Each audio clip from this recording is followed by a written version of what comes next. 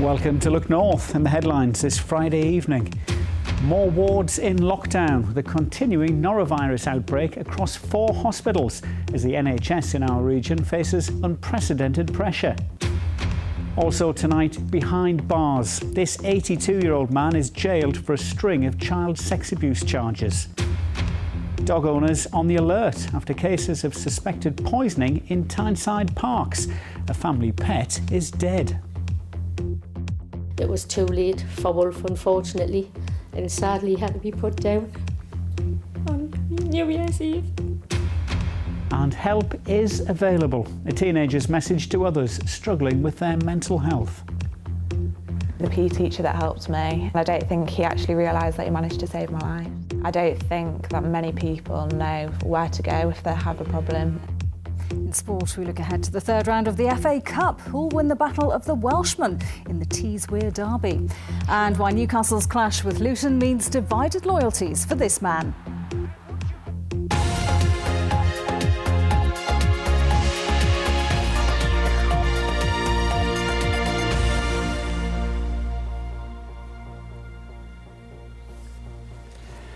It was predicted to be the busiest week of the winter for the NHS, and our region has come under unprecedented pressure. The North East Ambulance Service has, until today, been operating at its highest level of demand after thousands of extra calls. But the problems haven't eased for our hospitals, with the Northumbria Trust being forced to close 8 wards to all visitors due to an ongoing battle with norovirus. And that's not all. NHS England say across the region, 257 patients are in hospital suffering with flu complications. Well, let's cross live now for the latest from our health reporter Sharon Barber, who's outside North Tyneside Hospital. Sharon. Well, it's bleak here, Jeff, pouring with rain, and it's been really bleak for this hospital trust, Northumbria, struggling to battle a norovirus outbreak. It began in December when it's thought to have been traced to a person bringing in mussels to a patient at Ashington Hospital in Wansbeck. By December the 22nd, 200 staff and patients had been affected. 10 wards had been closed, including critical care at the emergency hospital. It dropped down, but tonight it's picked back up to 8 wards being closed to all visitors for patients. Here at North Tyneside Hospital, 3 wards are closed to visitors. At Wansbeck Hospital, 2 wards have been closed. At Hexham Hospital, a further 2 wards, and a ward closed tonight in Blythe Hospital. So really tough time for those patients, and terrible not to be able to visit loved ones. And as we said, Sharon, it's not just norovirus they're having to deal with.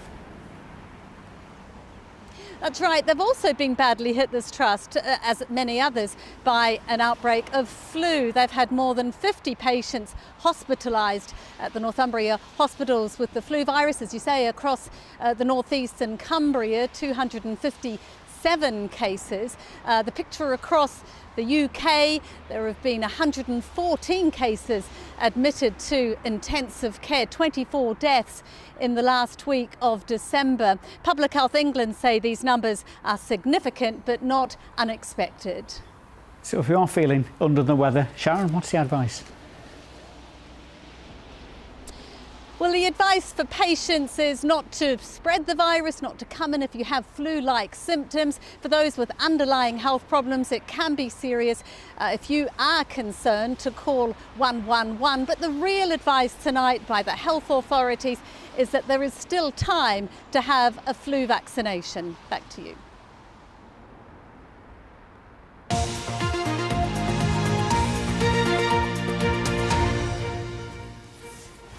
He was sick, depraved and evil. Well, that's how an 82-year-old man was described today as he was jailed for 17 years for sexually abusing 3 young girls. Reginald Wood from Redcar on Teesside carried out the abuse over 2 decades, raping 2 of the 3 girls. Well, this afternoon, one of Wood's victims bravely spoke in court, describing the devastating impact the abuse has had on her life. Stu Wincup reports.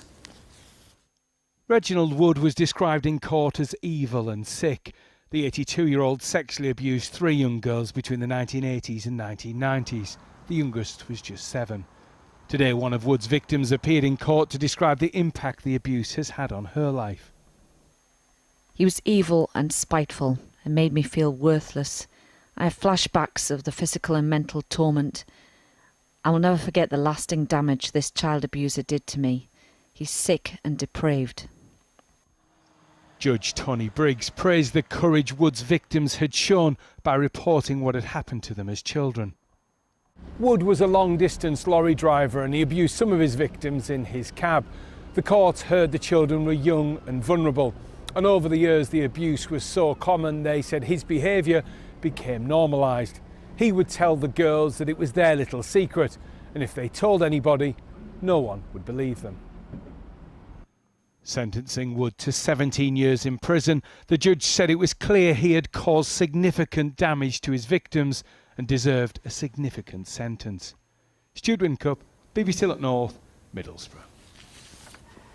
A police officer from Newcastle has pleaded not guilty to charges of child cruelty involving a young person under the age of 16.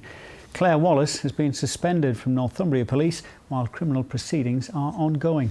She appeared at Newcastle Crown Court alongside Mark Horwell, seen here on the right. He's an officer from West Yorkshire Police. He also denies child cruelty charges and has been suspended from service.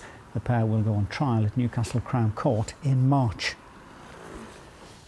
Dog owners have been warned to be vigilant after separate incidents involving what's believed to be poisoned food deliberately left in public parks. One dog in Newcastle died and 2 others in North Tyneside had a lucky escape after eating suspected rat poison. Damien O'Neill has more. Heaton Park in Newcastle is a hotspot for dogs and their owners, and Amanda Blair had been bringing her beloved Alaskan Malamute here for 12 years. But on December the 30th, Wolf ate something that reduced him to a terrible state where he couldn't stand up and he was bleeding from the mouth. She rushed him to the vet, but there was nothing that could be done. They kept him in overnight, and then I got the dreaded phone call saying there was nothing they could do for him. We talked about decontamination, but it was too late for Wolf, unfortunately, and sadly he had to be put down on New Year's Eve. It's such a terrible thing to have happened. As far as you're aware, was this something somebody had put down for rats, or were they trying to be malicious? I think maybe somebody's had a vendetta against dogs because they don't use rat poison in the park. They're not allowed to.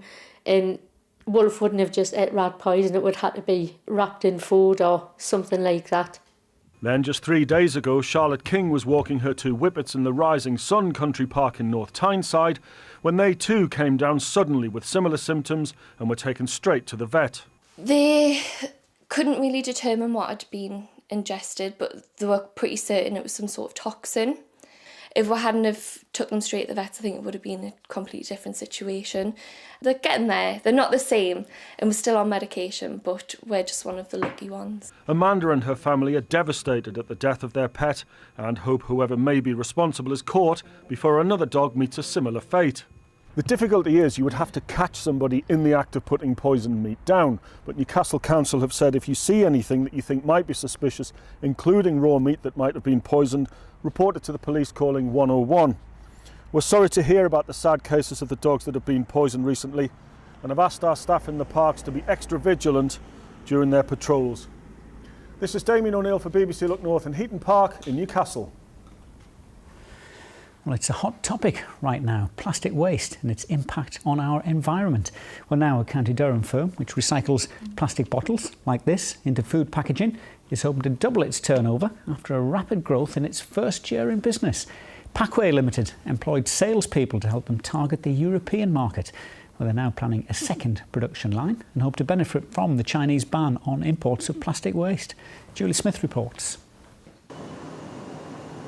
This production began less than 2 years ago.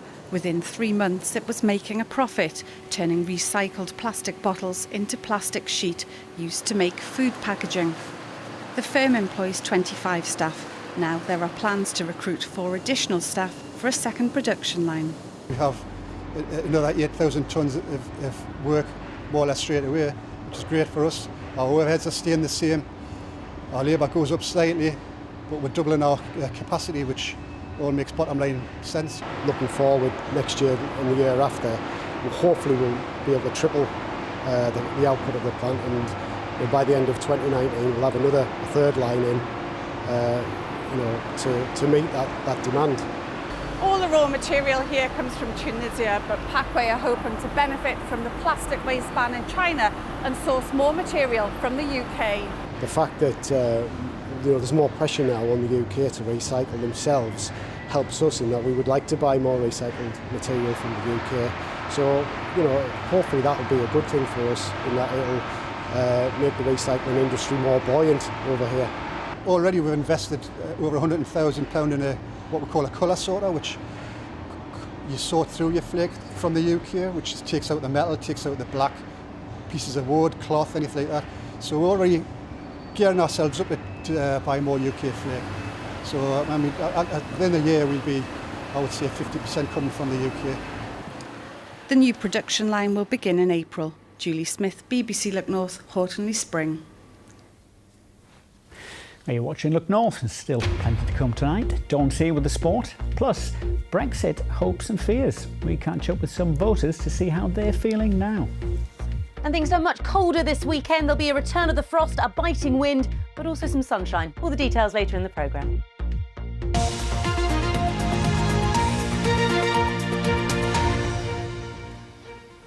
March the 29th, 2019. And that's the date set by the government for the UK's departure from the European Union.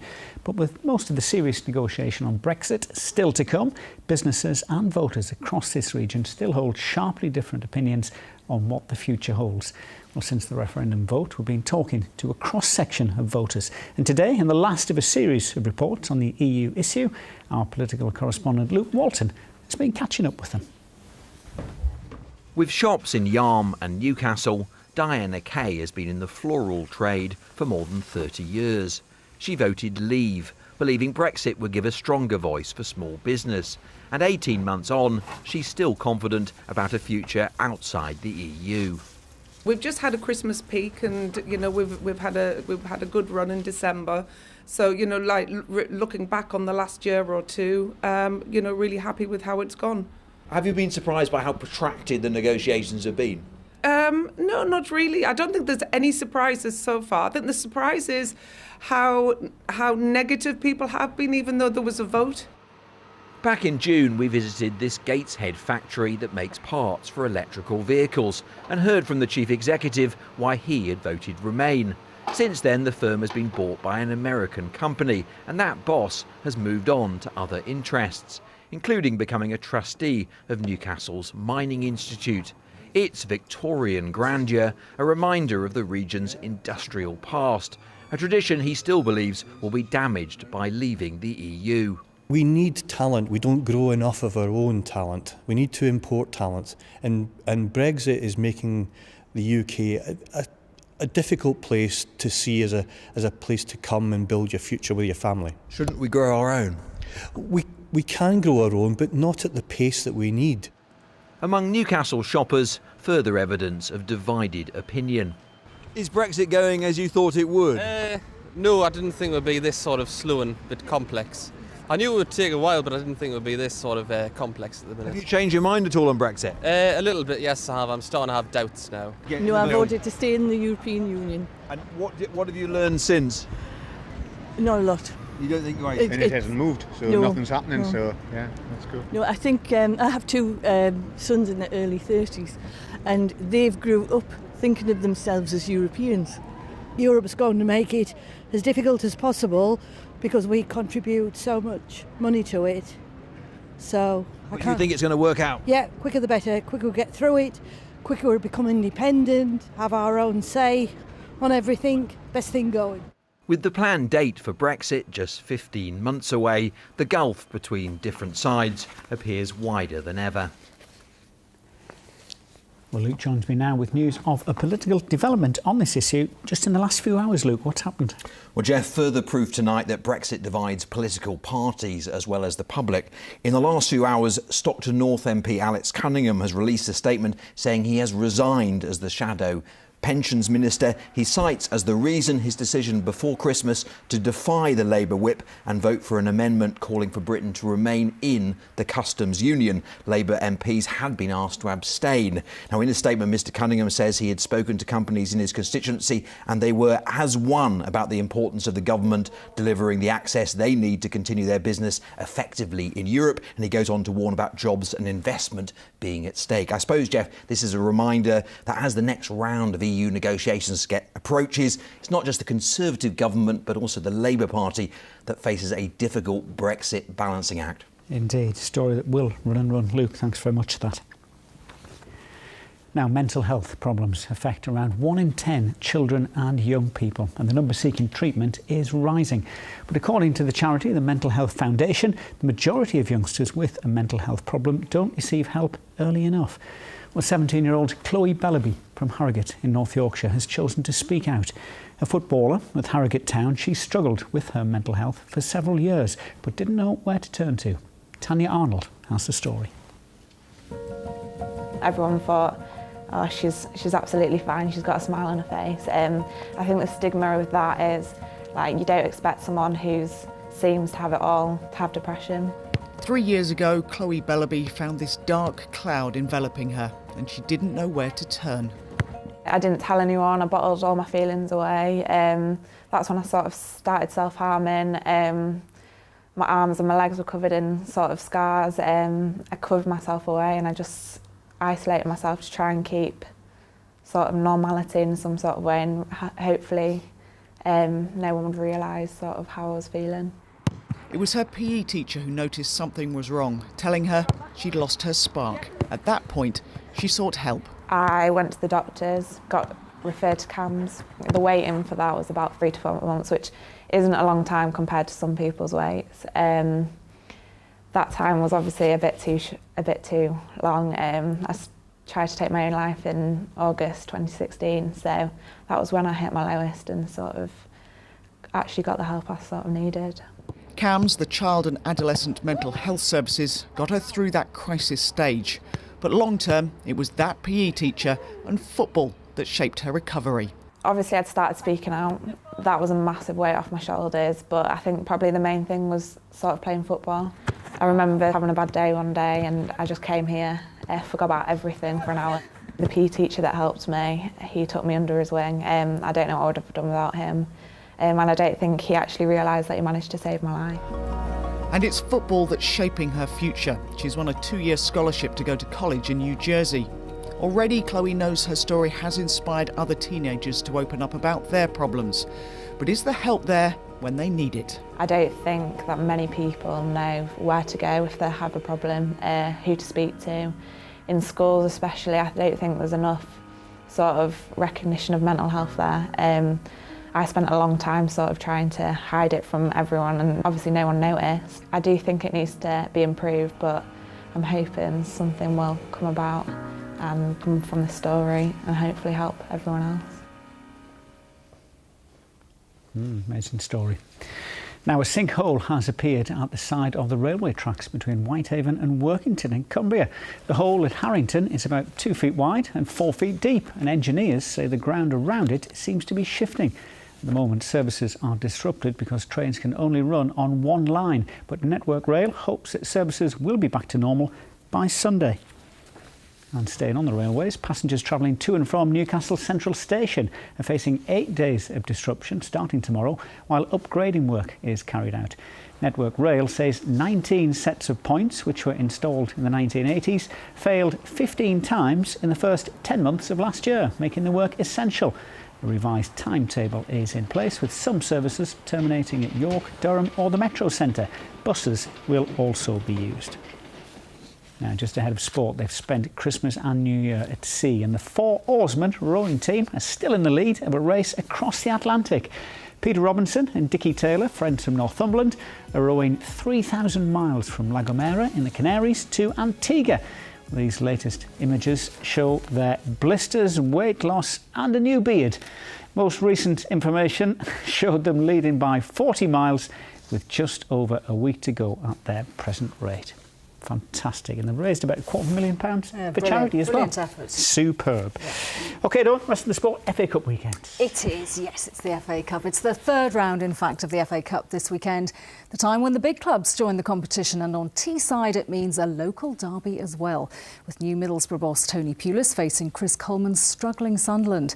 So who will win the battle of the Welshmen? He's only been Borough boss for 10 days and got his first win on New Year's Day. But on the face of it, at least, Tony Pulis has to be favourite. Middlesbrough may be chasing promotion, but there's no chance the man who took Stoke City to the FA Cup final in 2011 will be taking this game lightly. I've always been a loyal supporter of the FA Cup, and I've been very fortunate, obviously, to take a team to the cup final. If we can have a good cup run here, I'd be absolutely delighted. Being a lad who was born in the 50s and brought up in the 60s and 70s, the FA Cup final was and will always remain very, very special to me. When the teams met in the league in November, both under different bosses, Middlesbrough came out on top. Sunderland are now bottom of the Championship and in the midst of an injury crisis. But despite as many and varied problems, the FA Cup retains its magic for Chris Coleman too. Yeah, I think maybe I'm an old romantic, I don't know, but I'm really looking forward to it. Playing at Riverside, there'll be a big crowd, we're taking loads of fans. We're away from the league. The pressures of that, it's the famous FA Cup, and I can't help but not get excited about that. I can't. Coleman was hoping to add to his squad in time for tomorrow's lunchtime kick-off, but that's now unlikely to happen. Pulis, on the other hand, is more likely to offload players. The Middlesbrough boss, who says you're a long time dead, bizarrely insists on standing up during press conferences as a result, and won't accept anything but a lively cup performance from his squad. They get paid enormous amounts of money, these footballers, and they shouldn't really need any motivation in any areas. Unfortunately, they do, because that's the way the world's going. But I'll be desperately disappointed if we don't get 110% from every player at this football club in every game. Sit down, Tony, sit down. Now, Rafa Benitez was cutting a frustrated figure today as he confirmed he still doesn't know the size of his January transfer budget. The Spaniard was fielding questions ahead of the FA Cup tie against League Two leaders Luton Town, a former club of United legend Malcolm MacDonald, of course. But it's another ex-fan's favourite whose loyalties will be even more divided tomorrow. This was midfielder Rob Lee scoring for the Magpies at Wembley in 2000. The goal not quite enough to win the FA Cup semi-final against Chelsea. Tomorrow, Elliot and Ollie, Lee's footballing sons, will be back in the North East, weeks after their goals helped free-scoring Luton knock Gateshead out of the competition. The boys find themselves in the national spotlight thanks to the luck of the draw. Ball number 28 paired with number 56. And Newcastle find themselves at home to League Two Luton Town. A dream draw for the Lee family. I was at home by myself and my dog, and I saw it pop up, and as soon as I knew Newcastle was in the hat, I just knew that Luton was coming out, so I immediately texted him. And he didn't reply for about half an hour. He'd never seen it, so no, it was unbelievable when it came out. I think my whole family went mad. Dad Rob did reach 2 FA Cup finals with Newcastle during his decade at the club, watched when they were old enough by Ollie and kid brother Elliot. I don't believe they watched much, but they was just messing around really around the ground, I think. But listen, I had 10 great years there. So the first 5 under Keegan were probably the best years of my life. The Lee brothers were both on target in the last round at National League Gateshead. In the end, an emphatic 5-0 victory. When it comes to scoring league goals, Luton have managed just 2 fewer than Premier League leaders Manchester City. I think Dad's going to be going through a lot of emotions. Mum, Dad, Granddads, they're going to be... Yeah, it's going to be a great day for everyone. I think I'd like to see his face as we walk out, to be honest. In front of 7,500 away fans. Newcastle boss Rafa Benitez, meanwhile, insists he'll play a strong team despite tired legs and league priorities. We have to approach the game with this idea that we are better if we do what we have to do, but we play against a good team, well organised, with a lot of confidence, so no, we cannot underestimate them. Mark Tulip, BBC Look North, Newcastle. Now, League Two Carlisle United reached the 4th round of the FA Cup a couple of seasons ago and will have to beat Championship side Sheffield Wednesday if they're to do so again tomorrow. Keith Curle's side have already dispatched League One teams Oldham and Gillingham in the Cup this season, but it'll be another step up at Brunton Park tomorrow, despite the Owls not being in the best of form. And good luck to Teessider Glenn Durrant, who begins the defence of his BDO World Darts Championship this weekend. The housing estates manager for Middlesbrough beat Holland's Danny Noppert in last year's final. Remember, that was great, wasn't it? It was great. Fantastic stuff. Right, thank you, Dawn. Right, time of the weather now with Elena Jenkins. Elena, I think we've got to get the winter warmers out this weekend, haven't we? I think so, Jeff. Yes, in one hand, I'm going to give you something colder. With the other hand, though, I should give you some sunshine, something which we didn't see very much of today. But as ever, always a beautiful scene. Thank you to our weather watchers for continuing to send in the pictures. But it's going to be cold tonight. And we've got more showers, longer spells of rain sinking their way southwards, falling onto cold ground. So we have a yellow warning of ice from the Met Office. Certainly some slippery surfaces, especially the further east you are. So here's our line of showers, longer spells of rain sinking their way southwards, a wintry element to that, so some sleet or snow over higher ground. But yes, ice is likely to be a problem as the night wears on. Temperatures getting close to freezing and the wind starting to pick up as well. And that's going to be the feature of the weather tomorrow. And you can see it here through the weekend, this area of high pressure sinking its way southwards. But for tomorrow, it's developing a really brisk northeasterly wind, gusty for the coast and over higher ground. It's going to feel bitterly cold, and there'll be still some wintry showers around tomorrow morning. They should tend to disperse as the day wears on, fewer and further between. Some good spells of sunshine coming through, but with that gusty wind, it's going to feel bitterly cold. The thermometer may read 4 or 5 Celsius. It will feel closer to freezing given the strength of the wind, and also some quite choppy seas along the east coast. Now through tomorrow evening, a couple of showers lingering, mainly over higher ground. Then it becomes dry, the winds start to ease, and this bluish hue indicates the extent of the frost. A widespread sharp frost on Sunday morning. Look at the temperatures down to -3 or -4 in more rural spots. They will be even lower. But on Sunday, we have this area of high pressure right across us. So it means the winds will be lighter. It'll be dry, it'll be settled. There'll be a good deal of sunshine, but it will certainly be a cold start to the day on Sunday, a frost for many. Through the day, be a bit of cloud coming and going, but overall a fine day, some good spells of sunshine. The wind's not as strong, but still noticeable and still certainly lending a cold feel to the day. 3 to 5 Celsius the high. And we do it all again on Monday, really. There'll be blue skies and sunshine to start the day after a frosty start. On Tuesday, look like we start to see some more cloud coming in from the west. And a similar story further east. Lots of sunshine through the latter half of the weekend, but the cold and the frost returns, Jeff.